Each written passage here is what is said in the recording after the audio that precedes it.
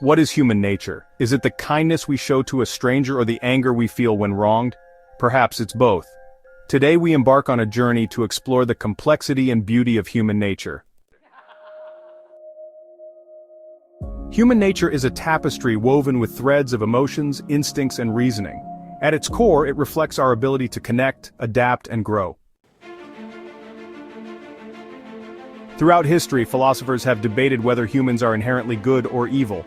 Some, like Rousseau, believed in the purity of the human spirit, while others, like Hobbes, saw us as driven by self-interest.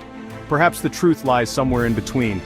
Our duality, the capacity for both compassion and destruction, is what makes us uniquely human. Empathy is the bridge that connects us. It's the spark that ignites when we see someone in pain or joy and feel it as our own.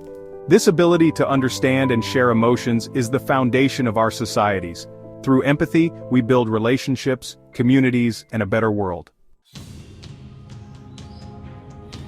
Beyond survival, humans seek purpose. We ask questions like, why are we here? And what is the meaning of life? This quest for meaning drives our creativity, innovation, and spirituality. It's in this search that we discover not just the world, but also ourselves.